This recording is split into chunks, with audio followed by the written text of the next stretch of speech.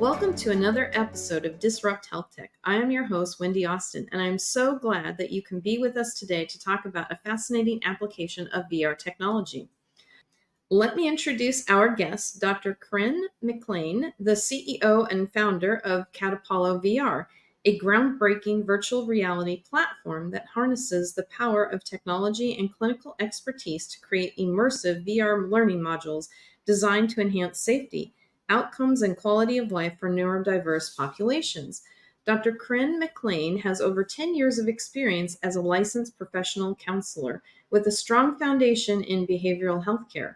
Additionally, Dr. McClain holds a doctorate in healthcare administration, allowing her to understand the complexities of the healthcare landscape and the ability to navigate complex systems. With prior experience in starting and growing successful behavioral healthcare organization, Dr. McClain combines clinical knowledge with entrepreneurial success to drive the vision and growth of CatapalloVR. Welcome, Dr. McClain. I'm so happy you can be here with us today to talk about CatapalloVR. Thank you so much, Wendy, and thank you for the introduction. All right, let's start by letting the audience know that CatapalloVR has a library of evidence-based learning modules for educators and healthcare professionals in the behavioral therapy space.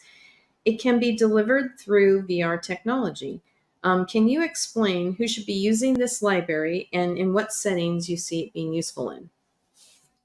Yes, absolutely. So we definitely see it being useful in schools such as special education classrooms and really anywhere in the school that could benefit from our technology, and also behavior healthcare providers. So by that I mean BCBAs or behavior specialists, all the way up to big healthcare organizations. So we hope to have a real wide customer base because our vision really is to get our modules into the hands of anyone who can benefit from them. All right, great. My sister is in the public school system as a special ed teacher. So do you see this being applicable to her in that setting? Yes, absolutely. And please connect me with her. I'd love to speak with her. And I think this could be extremely applicable and help her in a way that may not have seemed possible Yeah, before. yeah, I will. I will. I definitely will. I have to say that I really love how Catapallo VR is using cool technology like VR and linking it with treatment plans. Usually, when you hear about VR and the education, it's usually for physicians and HCPs to do CMEs or continued learning for their own purposes. But how did you come up with the idea to use it in treatment plans? Yeah, absolutely. So, our COO of my first company, Catherine Angel, she really came up with the idea to combine virtual reality with evidence based treatment. So, we started to develop a few modules within our first company and quickly realized, wow, this could be incredible to get this out there to other companies, other educators. And the more I shared our idea with people, the more we realized that we could really grow and scale this to help and reach people on a nationwide level. Oh, that's great. Perfect. I love it. So let's talk about impacts. What type of impact do you think this will ultimately have for either the patients or the therapist? I think we're going to have a dichotomous impact. I think we're going to have improved safety, and I think we're going to have improved outcomes. So, Catherine's been using our modules in her group setting, and not only did she note that I shouldn't say people, the kiddos were much more safe than she anticipated, they were learning at an expedited rate. So, I'm really hoping that this will improve the safety and quality of care for both the therapist and for our clients and educators and students. Yeah, that's great. That's great. Um, so let's dive in a little into the type of modules that you have in your library. Are they all clinical based, or do you have some that are just for fun?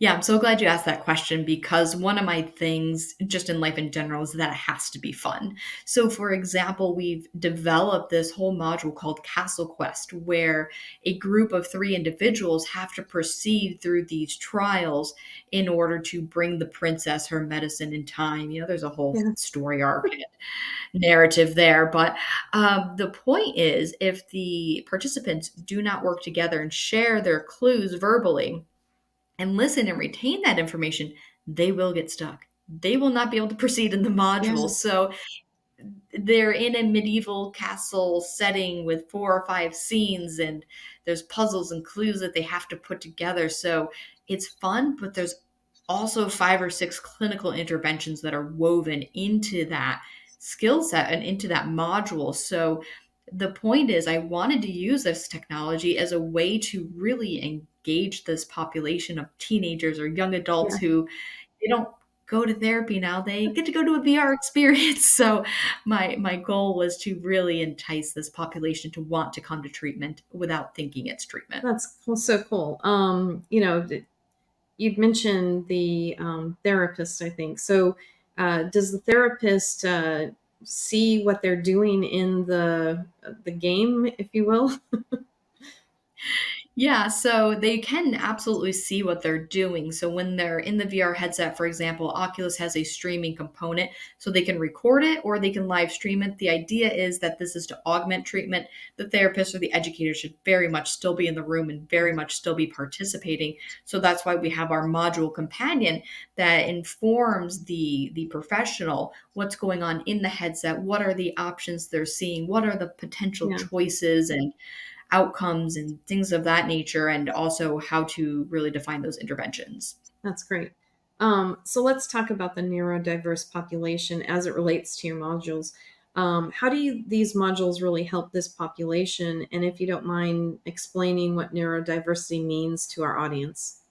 Yeah, absolutely. So neurodiversity really just means a different way our brain thinks and functions. So for our purposes, we're specifically targeting autism spectrum disorder and also attention hyperactivity, attention disorder or ADHD, so that we can help this subset of kiddos in a way that is engaging, but also breaks down these tasks, what we call a task analysis. So tying your shoes, we might just think, oh, here we go, but there's really maybe 10 or 15 steps in something in a skill like that. So we use different evidence-based treatments to help this population learn in a much more effective and accelerated way. And I think I forgot to ask, but the age groups that the modules are really designed for, if you could explain what age groups you're really targeting. Yeah, so we're really targeting 12 and up. So some of our modules are a little bit more on the adult end, such as scheduling a medical appointment. Most 12-year-olds don't have to call and schedule their own medical appointments, but if that's a skill you want them to learn, that's great too. It's all there, it's appropriate for all ages, but where we think we're really going to shine is using those real life, real images and being very sensitive to the age population. I think you're going to see that ages 12 and up are really going to respond to our modules. Oh, that's good. Um, how would HCPs or behavioral therapists access this module library? Is it widely available today, or do they have to go through some special certification or training with you? There's no special certification or training. People who are licensed or educators can just access them from our website. So they would have to, of course, purchase a subscription, Right. and then we would give them a login, much like Netflix. So you would go in and type in your username and password, and boom, there you go. There's our library of modules ready to rock and roll. Oh, very nice. So, what if someone doesn't own a VR headset? Are there any other delivery methods for your modules? Are you exploring other technologies to allow users to access these modules?